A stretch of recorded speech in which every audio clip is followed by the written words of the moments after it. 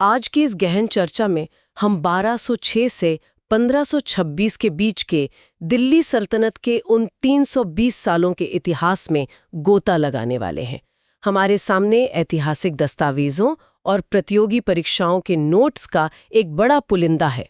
लेकिन देखिए, हमारा उद्देश्य दिल्ली सल्तनत को केवल 5 राजवंशों यानी मामलुक, खिलजी, तुगलक, सैयद और लोदी, इनकी कोई नीरस रटने वाली सूची के रूप में देखना नहीं है। बिल्कुल नहीं। बल्कि हम इन 320 सालों को मध्यकालीन प्रशासन, चरम नीतियों और इंसानी महत्वाकांक्षाओं की एक प्रयोगशाला के रूप में समझने वाले हैं।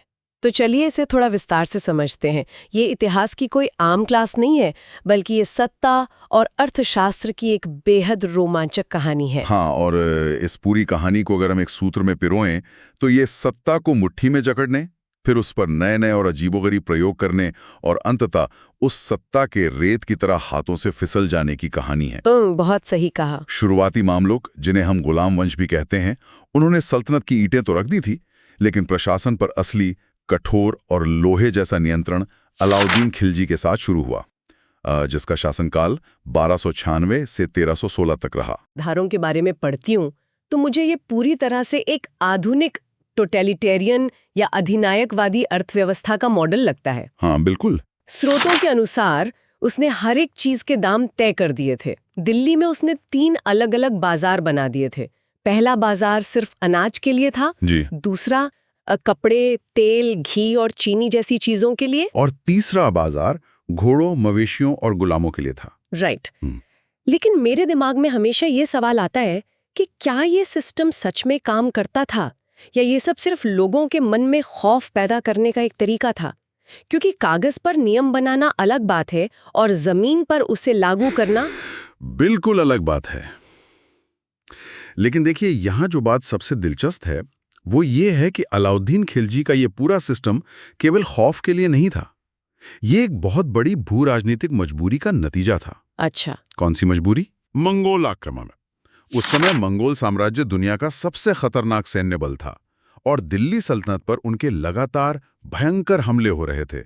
तो मंगोलों को रोकने के लिए अलाउद्दीन को एक विशाल और स्थायी सेना की जरूरत थी। रुकिए, अगर मुझे मंगोलों जैसी खूंखार सेना से लड़ना है तो जाहिर है मुझे बहुत बड़ी फौज चाहिए।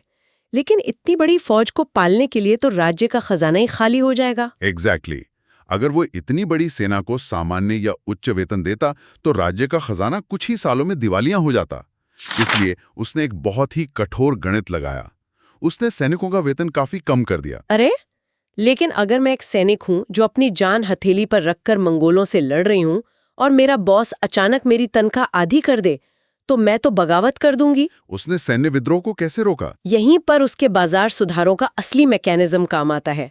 उसने सैनिकों का वेतन तो कम किया, लेकिन साथ ही रोजमर्रा की जरूरी चीजों की कीमतें इतनी कम और सख्ती से फिक्स कर दी कि एक सैनिक अपने कम वेतन में भी मजे से रह सके। बिल्कुल, वो अपना वही जीवन स्तर बनाए रख सके। उसने पूरी सप्लाई चेन पर ही कब्जा कर लिया। अच्छा, तो मतलब तनख्वाह कम की, लेकिन महंगाई को पूरी तरह से शून्य कर दिया ताकि सैनिक को अपनी कम तनख्वाह भी ज्यादा लगे। लॉजिक तो है, लेकिन यह अर्थव्यवस्था चली कैसे? राज्य के पास पैसा कहाँ से आ रहा था? उसने बिचौलियों को पूरी तरह खत्म कर दिया। इसके लिए उसने जमीन की नापजोख की एक नई प्रणाली लागू की, जिसे बिस्वा कहा गया। बिस्वा? हाँ, पहले क्या होता था कि स्थानीय जमींदार या मुखिया अंदाजे से टैक्स तय करते थे और अपना हिस्सा रखकर राज्य को देते थे। खिलजी ने कहा, नहीं, अब हर इंच जमीन की पैमाइश होगी, और उसने टैक्स की दर को बढ़ाकर सीधा 50% कर दिया। 50%? आधी फसल सीधे राज्य के पास? हाँ। ये तो किसानों के लिए कमर तोड़ देने वाला टैक्स था। हाँ, और ये सब सीधे राज्य के अधिकारी वसूलते थे। भ्रष्टाचार रोकने के लिए उसने सेना के अंदर भी गजब के सुधार किए। स्रोतों में 2 प्रथाओं का जिक्र है, एक दाग और दूसरा चेहरा। इन दोनों के पीछे का लॉजिक क्या था? ये कैसे काम करते थे? दाग का मतलब था घोड़ों पर शाही मोहर लगाना। उस समय भ्रष्टाचार ऐसे होता था कि जब सेना का निरीक्षण होता तो सैनिक एक अच्छी नस्ल का अरबी घोड़ा दिखाकर अपना भत्ता ले लेते थे। अच्छा, और फिर? और युद्ध के समय वे उस अरबी घोड़े को बेचकर कोई कमजोर सस्ता टट्टू ले आते थे। तो दाग प्रणाली से घोड़ों की अदला बदली रुक गई। स्मार्ट। और चेहरा प्रणाली? चेहरा प्रणाली के तहत हर सैनिक का विस्तृत हुलिया एक रजिस्टर में दर्ज किया जाने लगा, ताकि कोई सैनिक अपनी जगह किसी और को भाड़े पर युद्ध में न भेज दे। अरे वाह, ये तो एक तरह का मध्यकालीन बायोमेट्रिक और ऑडिट सिस्टम था। बिल्कुल। ये तो जबरदस्त माइक्रो मैनेजमेंट है। लेकिन जनता और खास तौर पर जो अमीर रईस थे, वे इस 50% टैक्स और इतनी सख्ती को चुपचाप कैसे बर्दाश्त कर रहे थे? देखिए, बर्दाश्त करना उनकी मजबूरी थी, क्योंकि सामाजिक नियंत्रण के मामले में खिलजी और भी ज्यादा क्रूर था। उसे इस बात का अच्छे से अंदाजा था कि बगावत तब होती है जब लोगों के पास पैसा हो और आपस में मिलने जुलने का समय हो। खाली दिमाग शैतान का घर। सही कहा। इसलिए उसने सबसे पहले अमीरों और रईसों की जमीनें और संपत्ति जब्त कर ली। इसके बाद उसने बिना अनुमति के उनके आपस में मिलने जुलने, शराब पीने और सामाजिक समारोहों पर पूरी तरह रोक लगा दी। मतलब आप अपने ही घर में अपने दोस्तों को डिनर पर नहीं बुला सकते? बिल्कुल नहीं। और ये सुनिश्चित करने के लिए उसने बरीद और मुनहियान नाम के जासूसों का एक ऐसा भयानक जाल बिछाया कि लोगों को अपने ही घरों में बात करने से डर लगता था। बाप रे! सोचिए, एक रईस अपने घर में बैठा है और उसे डर है कि जो नौकर उसे पानी पिला रहा है, कहीं वो खिलजी का मुनहियान यानी गुप्तचर तो नहीं है। यह तो नियंत्रण की पराकाष्ठा थी, जिसने पूरे राज्य को एक जेल में तब्दील कर दिया था। खैर, खिलजी ने यह साबित कर दिया कि पूर्ण नियंत्रण से साम्राज्य को एक लोहे की मुट्ठी में कैद रखा जा सकता है। लेकिन इतिहास हमें बताता है कि आप हमेशा के लिए समाज का गला नहीं घोंट सकते। खिलजी की इस सफल लेकिन क्रूर व्यवस्था से कहानी एक ऐसी मोड़ पर आती है जहां एक नया शासक आता है, मोहम्मद बिन तुगलक। हाँ, 1325 से 1351 तक का शासन। अगर खिलजी का शासन एक सख्त जेलर की तरह था, तो तुगलक का शासन मुझे एक पागल वैज्ञानिक की प्रयोगशाला जैसा लगता है। मतलब वो अपने समय से बहुत आगे था, दर्शन शास्त्र का जानकार था। बिल्कुल। स्रोतों के अनुसार वह होली जैसे त्योहारों में हिस्सा लेता था और जैन विद्वानों जैसे जिन प्रभा सूरी के साथ उसके बहुत करीबी संबंध थे। मोहम्मद बिन तुगलक की त्रासदी ही यही थी। वो एक ऐसा शासक था जो लीक से हटकर सोचता था। वो प्रयोग करने में विश्वास रखता था, लेकिन नियंत्रण और नवीनता के बीच का जो संतुलन होता है ना, वो उसे कभी नहीं आया। उसके विचार सैद्धांतिक रूप से शानदार होते थे, लेकिन जमीन पर उनका एग्जीक्यूशन अक्सर विनाशकारी साबित होता था। इसका सबसे क्लासिक उदाहरण तो उसकी सांकेतिक मुद्रा या टोकन करेंसी का प्रयोग है, जो उसने 1329 में किया। जब मैं इसे पढ़ती हूँ तो ये मुझे किसी मध्यकालीन क्रिप्टो क्रैश की तरह लगता है। हाँ, बिल्कुल वैसा ही था। उसने घोषणा कर दी कि अब चांदी के टंका की जगह पीतल और तांबे के सिक्के चलेंगे और उनकी कीमत चांदी के बराबर होगी। अगर हम इस क्रिप्टो क्रैश वाली उपमा को थोड़ा और खोलें तो बात पूरी तरह से साफ हो जाएगी। आज के समय में हमारे पास जो कागज के नोट हैं, उनकी अपनी कोई कीमत नहीं है। हाँ, वो तो बस कागज के टुकड़े हैं। राइट। वे सिर्फ इसलिए मूल्यवान हैं क्योंकि रिजर्व बैंक उन पर भरोसा देता है और उन्हें छापने पर एकाधिकार रखता है। तुगलक का विचार भी यही था। उस समय पूरी दुनिया में चांदी की भारी कमी हो रही थी। अच्छा, तो ये कोई सनक नहीं थी, एक ग्लोबल समस्या का हल था। बिल्कुल। चीन में कुबलई खान और ईरान में डे ऐसे सांकेतिक मुद्रा के प्रयोग हो चुके थे, तो सैद्धांतिक रूप से विचार बहुत आधुनिक था। तो फिर ये मध्यकालीन क्रिप्टो क्रैश हुआ कैसे? अगर विचार सही था तो अर्थव्यवस्था बर्बाद क्यों हुई? क्योंकि किसी भी करेंसी या क्रिप्टो को सफल होने के लिए दो चीजें चाहिए, एक भरोसा और दूसरा सप्लाई पर नियंत्रण। तुगलक ने तांबे और पीतल के सिक्के तो चला दिए, लेकिन उन सिक्कों को ढालने पर राज्य की कोई मोनोपोली नहीं रखी। ओहो। उन सिक्कों पर कोई ऐसी खास शाही मोहर या जटिल तकनीक नहीं थी जिसकी नकल ना की जा सके। रुकिए, अगर सिक्का सिर्फ तांबे और पीतल का है और उस पे कोई वाटरमार्क या खास मोहर नहीं है, तो इसका मतलब है कि कोई भी आम इंसान अपने घर के पुराने बर्तन पिघलाकर खुद के सिक्के बना सकता है। एग्जैक्टली, आपने बिल्कुल सही पकड़ा। और यही हुआ। जियाउद्दीन बर्नी जैसे समकालीन इतिहासकारों ने लिखा है कि हर घर एक टकसाल बन गया। मतलब हद है। लोगों ने अपने घरों के तांबे और पीतल के बर्तन पिघलाए और धड़ाधड़ नकली सिक्के बनाने शुरू कर दिए। ये तो हाइपर इन्फ्लेशन का एकदम परफेक्ट नुस्खा है।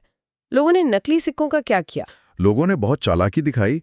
उन्होंने इन नकली तांबे के सिक्कों से अपना सारा टैक्स चुका दिया और जो उनकी असली चांदी और सोना था उसे जमीन में गाड़कर छिपा लिया। वाह, इंसान तब भी वैसा ही था जैसा आज है। हाँ, असली समस्या तब शुरू हुई जब विदेशी व्यापारी दिल्ली आए। जब वे मध्य एशिया या फारस से अपने घोड़े और रेशम लेकर आए तो उन्होंने इस तांबे के सिक्के को लेने से साफ मना कर दिया। जाहिर है। उन्होंने कहा, हम इस धातु को नहीं मानते, हमें तो चांदी चाहिए। और अंतर्राष्ट्रीय व्यापार में तो इंट्रिंसिक वैल्यू या धातु का असली मूल ही काम आता है। तो जब विदेशी व्यापारियों ने सिक्के ठुकरा दिए तब क्या हुआ? पूरा अंतर्राष्ट्रीय व्यापार रातों रात ठप पड़ गया। मंडियों से सामान गायब होने लगा, पूरी अर्थव्यवस्था चरमरा गई और अंततः तुगलक को हार माननी पड़ी। बेचारी जनता। लेकिन यहां उसने एक और बड़ी गलती की। उसने लोगों से कहा कि वो अपने तांबे के सिक्के लाएं और खजाने से उनके बदले असली चांदी और सोना ले जाएं। अरे नहीं, इसका मतलब है कि लोगों ने जो घर में नकली तांबे के सिक्के बनाए थे उसके बदले भी राज्य ने उन्हें असली चांदी दे दी। हाँ, और इसका नतीजा ये हुआ कि तुगलक का खजाना पूरी तरह खाली हो गया। पहाड़ों के बराबर तांबे के सिक्कों के ढेर महल के बाहर लग गए, जिनकी कीमत मिट्टी के बराबर थी। ये सुनकर तो ऐसा लगता है जैसे अर्थशास्त्र की किसी किताब का सबसे बुरा पन्ना पढ़ रहे हों। लेकिन ये उसके फेल हुए प्रयोगों में से सिर्फ एक था।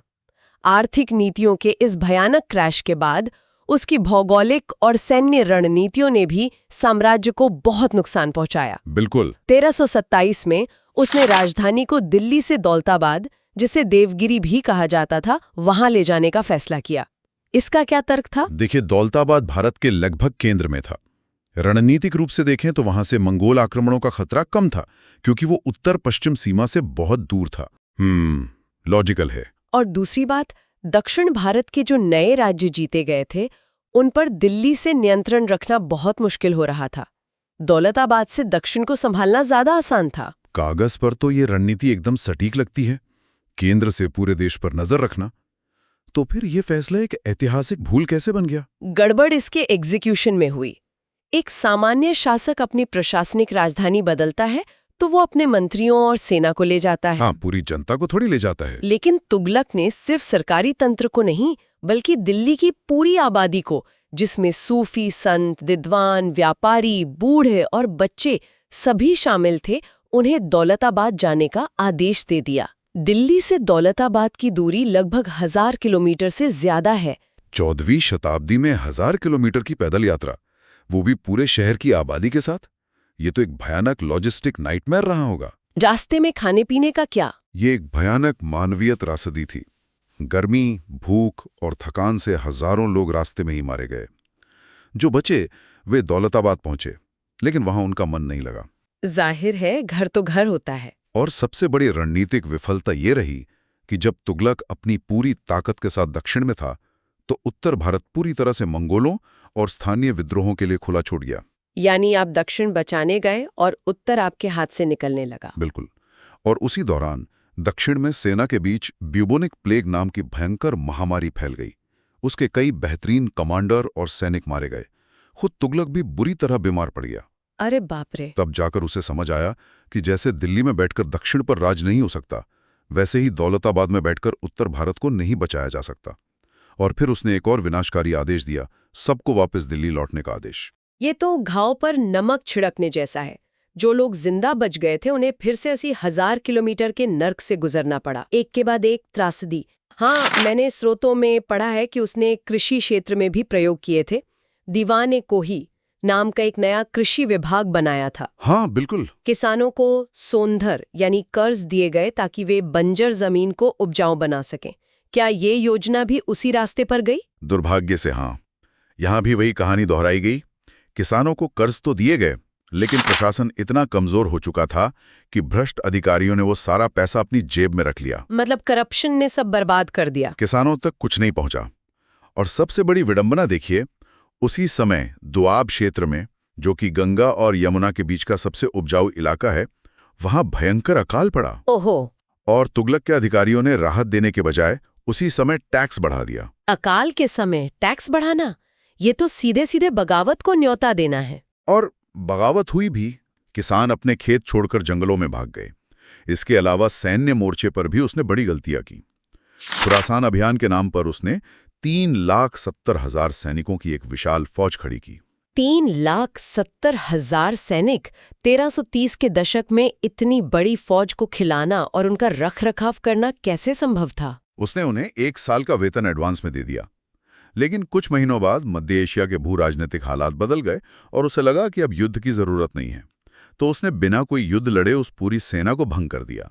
जरा सोचिए, राजधानी में अचानक लगभग 4 लाख ऐसे लोग हैं जिनके पास हथियार हैं, जिन्होंने युद्ध की ट्रेनिंग ली है और अब वे बेरोजगार हैं।